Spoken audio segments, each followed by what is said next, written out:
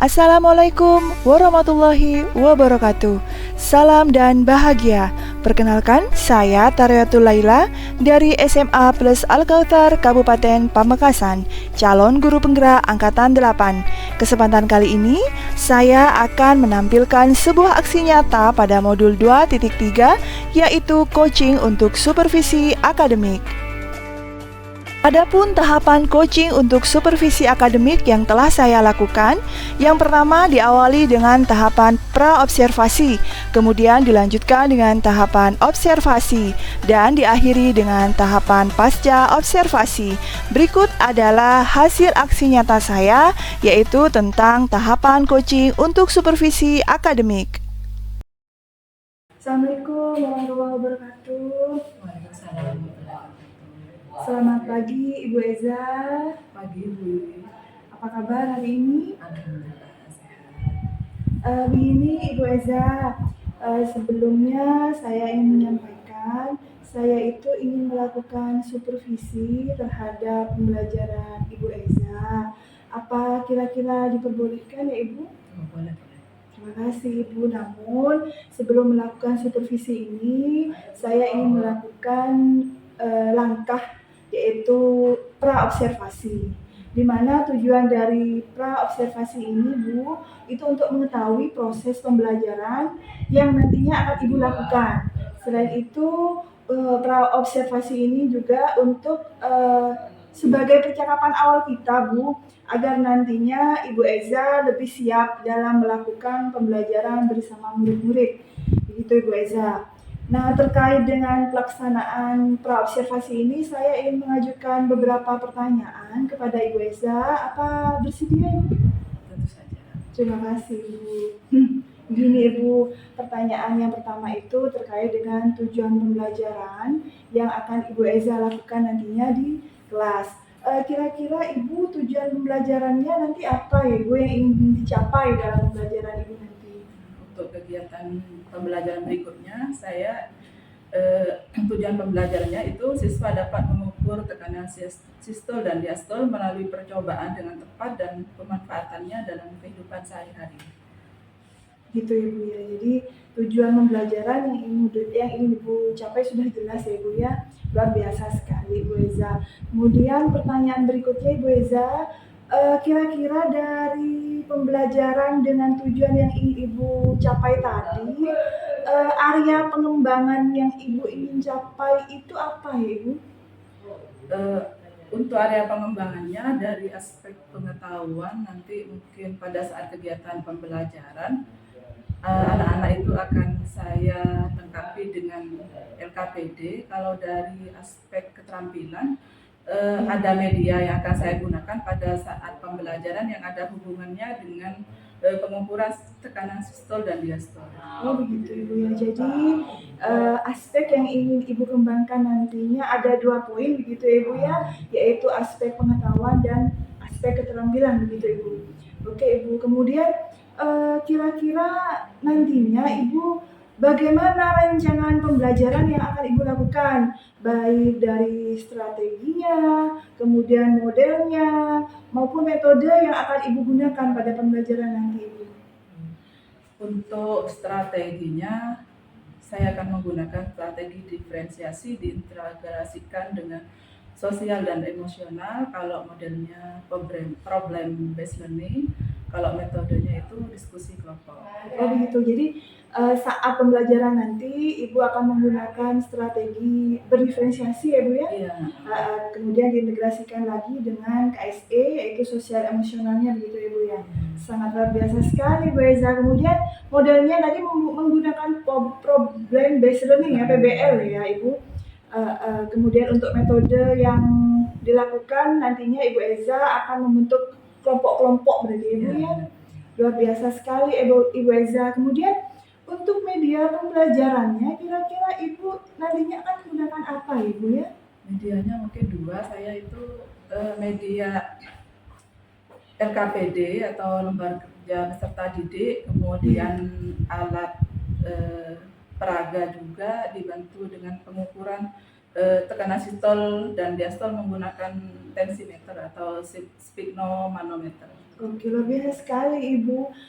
Jadi nantinya Ibu Eza akan menggunakan LKPD.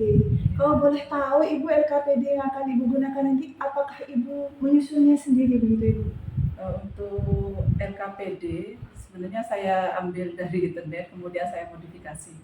Berarti Ibu menggunakan ATM gitu ya, amati, tiru, dan modifikasi ya. Terima kasih, luar biasa sekali Bu Eza. Kira-kira nantinya pembelajaran ini akan dilakukan kapan ya Bu Eza? Untuk pembelajarannya hari ini, hari Jumat tanggal 20. Iya. Sekarang ya 20 Oktober 2023 jam 34 di kelas 11. Oke Ibu Eza, terima kasih Ibu Eza. Setelah Ibu nantinya melakukan pembelajaran, kita akan mengobrol lagi Ibu Eza ya. Boleh Ibu Eza? Tentu saja. Pada tahap pra-observasi. Nantinya kita akan ditemani oleh pengajar praktik dari kami, guru-guru, teman-teman guru penggerak, akan hadir juga pada tahap pasca observasi seperti itu. Terima kasih Ibu Eza, selamat mengajar, selamat berkarya. Saya akhiri ya Ibu Eza. Assalamualaikum warahmatullahi wabarakatuh. Assalamualaikum warahmatullahi wabarakatuh. Gimana kabarnya? Baik. Hari ini yang juga masuk Angga, Farid ya? Kemana mereka?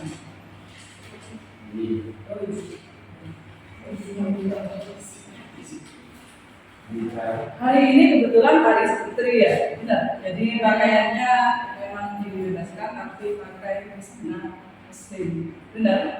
Ya. Kalian masih ingat tentang pembelajaran yang pertemuan kemarin? Ibu pernah mengajar tentang jantung, masih ingat? Ya, oke. Saya sedang review saja.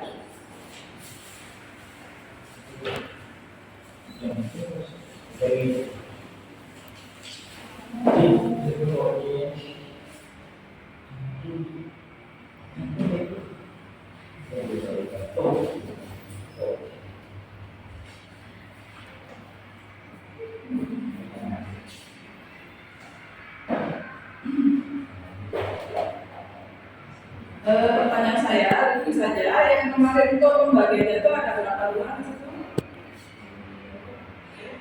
Ada? Ada berapa?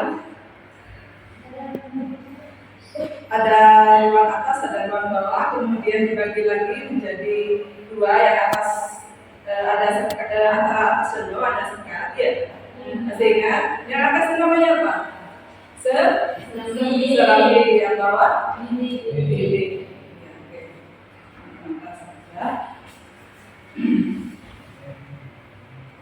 Sekarang pertanyaan saya, kalian pernah mendengar tentang seseorang yang menderita penyakit darah tinggi? Iya. Nah, di mana mereka kok bisa tahu mereka mengidap penyakit darah tinggi? Dengan cara gimana? Dengan cara apa? Kok bisa, oh saya darah tinggi, saya darah rendah seperti ini. Apakah hanya dilihat, oh orang ini marah-marah, berarti darah tinggi, oh orang ini maunya ketika dikerjain hanya diam saja, berarti darah rendah. Apakah itu begitu? Dengan cara apa berarti? Diperiksa ke dokter. Ketika diperiksa ke dokter, apakah dokter hanya mengajak mereka bicara? Tidak. Berarti ada alat, ya, ada alat untuk mengukur tekanan darah.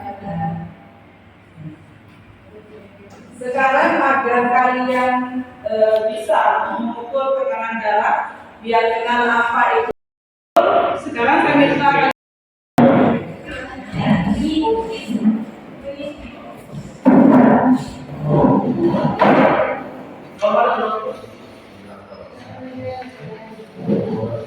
Normalnya adalah berapa? Untuk normalnya itu seratnya kan seperti ini, 120 atau 80 kan seperti ini ya. Ada tulisan seperti ini 120 per 80 mm Hg kan seperti itu. Nah, ini nanti dia sistemnya, ini dia sistem. Batas atas, batas bawah seperti itu. Biasanya akan muncul tulisan seperti itu pada yang namanya tensimeter. Tensimeter itu untuk mengukur tekanan darah. Kalau bahasa yang lebih ilmiahnya itu sphygmomanometer.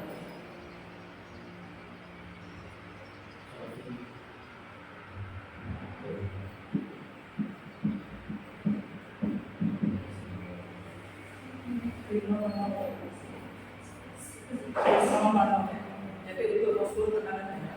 Ini alat seperti ini.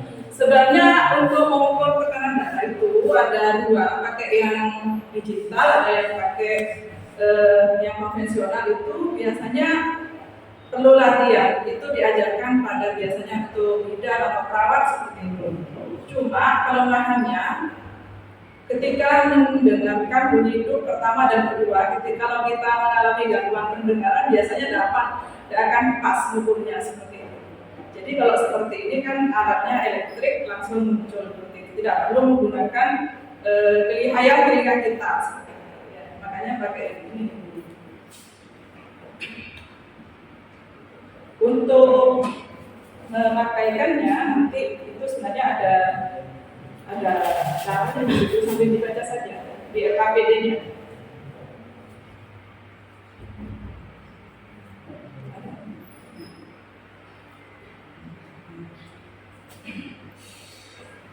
Bisa seperti ini bisa contohkan.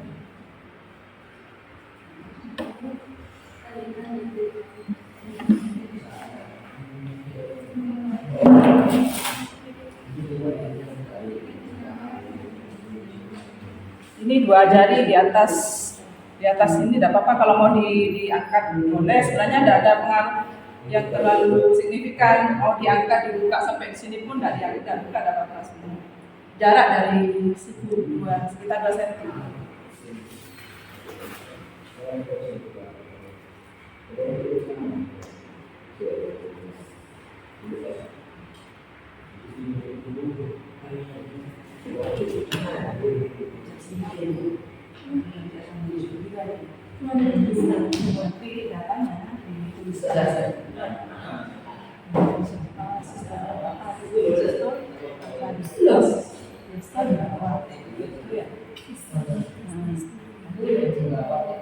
Batas tertinggi. Kenapa kok dikatakan batas tertinggi di situ? Karena pada waktu jantung berdetak saat kontraksi. Kalau diastol itu saat istirahat. Jadi sistol itu saat jantung berkontraksi, itu saat jantung relaksasi. Berdasarkan hasil pengamatan dapat disimpulkan bahwa rata-rata tekanan darah di kelompok kami normal. Sistol adalah proses bilik berkontraksi atau jantung sedang bekerja, sedangkan diastol adalah proses bilik relaksasi atau istirahat. Terima kasih untuk kelompok kita. Tepuk tangan untuk kelompok kita. Nanti kita sudah dapat mencapai tujuan pembelajaran, yaitu siswa dapat mengukur tekanan darah sistol dan diastol melalui alat bantu tensimeter atau sphygmomanometer, dan pemanfaatannya dalam kegiatan sehari-hari. Semoga bermanfaat. Saya akhiri. Assalamualaikum warahmatullahi wabarakatuh. Waalaikumsalam warahmatullahi wabarakatuh. Assalamualaikum warahmatullahi wabarakatuh. Bu Eza, Pak Mahtun, terima kasih sudah berkenan hadir ke sekolah kami. Menindaklanjuti yang kemarin, Bu Eza, kemarin kan kita sudah berbincang-bincang sebelum pembelajaran. Kemudian kita sudah melakukan tahap observasi saat Bu Eza melakukan pembelajaran. Baik, Bu Eza mohon izin Pak Mahtun. Bu Eza, untuk tindak lanjut yang kemarin, disediakan Bu Eza berbincang-bincang kembali bersama saya terkait tahap pasca observasi, Bu. Begini, Bu, saya ingin mengajukan kembali beberapa pertanyaan terkait pembelajaran yang Ibu lakukan. Pertanyaan pertama, Ibu, bagaimana perasaan Ibu Eza setelah melakukan kegiatan observasi saat itu, Ibu? Awalnya memang agak mungkin belum terbiasa, tapi alhamdulillah jalan. Baik, Ibu, jadi intinya dan endingnya berjalan lancar gitu ya, Bu ya. Bisa diceritakan kembali, Ibu, mungkin tentang area pengembangan apa yang sudah Ibu lakukan saat pembelajaran, kemudian tentang langkah-langkah pembelajaran yang sudah Ibu lakukan itu kira-kira seperti apa ya, Bu ya? Awalnya saya menyusun RPP yang kemudian nanti RPP itu akan bisa juga sebagai acuan pada saat kegiatan pembelajaran. Untuk area pengembangan pengetahuan kemarin itu yang saya tekankan bagaimana siswa dapat mendeskripsikan tentang sistol dan tekanan sistol dan diastol. Mengenai area pengembangan keterampilannya, kemarin saya menggunakan praktikum agar bisa mengukur tekanan sistol dan diastol menggunakan alat desimeter. Baik, Bu. Jadi menurut Ibu, area pengembangan Ibu itu adalah pada pengetahuan dan keterampilan, gitu Ibu ya? Oke, Bu. Menurut Ibu, sejauh mana sih area pengembangan yang sudah Ibu capai dalam pembelajaran tersebut? Jika ada skala dari 0 sampai dengan 10, menurut Ibu, kira-kira Ibu tuh ada di angka berapa? Kemudian mengapa, Ibu? Ibu saya ini ada di angka 8 karena pembelajaran sudah berjalan dengan baik dan area pengembangannya pun sudah terbuka dari saya. Iya, kira-kira ada kendala atau hambatan yang Ibu alami saat pembelajaran Ibu? Kendala dan hambatan pada saya temui itu ketika kegiatan di kelompok, jadi ada siswa yang kurang aktif dalam kelompoknya seperti itu. Kira-kira menurut Ibu itu kira-kira apa ya Bu yang menyebabkan mereka itu seperti itu? Dimungkinkan kemarin pembentukan kelompoknya itu tidak berdasarkan karakter siswa, kemudian begitu. Jadi kan ada siswa yang memiliki karakter audio, visual dan kinestetik. Mungkin biasanya saya mengelompokkan tidak berdasarkan itu. Mungkin akan menggunakan pengelompokan itu berdasarkan karakter siswa.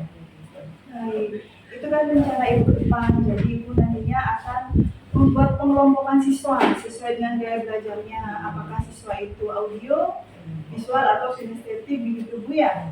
Iya benar. Baik Ibu, terkait dengan rencana Ibu yang di depan, semoga dapat terrealisasi dengan baik dan sesuai dengan harapan ya Bu ya, sehingga terjadi pembelajaran pada perubahan yang lebih baik lagi Ibu. Begini Bu, kira-kira rencana itu akan Ibu lakukan kapan Ibu? Secepatnya karena ini untuk keberhasilan dan pembelajaran anak. Kebaikan. Baik Ibu, semoga Ibu dapat melakukan perubahan yang lebih baik lagi ke depannya ya Ibu ya. Tetap semangat Ibu. Terima kasih. Baik, untuk selanjutnya mungkin ada yang ingin disampaikan oleh Bapak apapun selaku pengajar praktek, silakan Bapak. Baik, terima kasih Bu Wiwit dan Ibu Iza. Dari proses harapan terkait kucing tadi sudah bagus Ibu Wiwit sudah menanyakan tentang kendala-kendala yang muncul dari pembelajaran yang Ibu Iza lakukan. Karena memang pada dasarnya kucing itu untuk menemukan masalah yang dialami oleh yang diamati kucing, sehingga kucing dapat menyelesaikan masalah itu sendiri.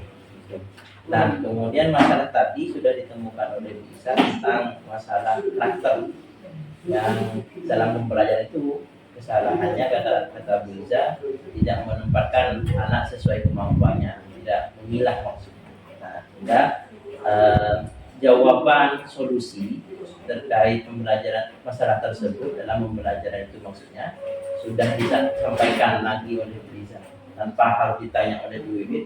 Perbaikan itu akan dilaksanakan, hanya masalah waktu kemudian ditanya lagi. Nah, tapi saran saya di sini kepada Wiwit, kalau misalkan melakukan coaching lagi, hindari pertanyaan-pertanyaan yang apa mengapa muncul tadi. Jadi setidaknya sampai usahakan bagaimana sehingga si guru dapat mengolah otaknya, berkembang sendiri dan bisa menjawab persoalan sendiri, sehingga tidak seolah-olah dituntut. Begitu proses coaching. Nah, itu menurut pemahaman saya begitu. Tapi secara keseluruhan kalau saya persentase sudah 98 bagus, sangat bagus bahkan.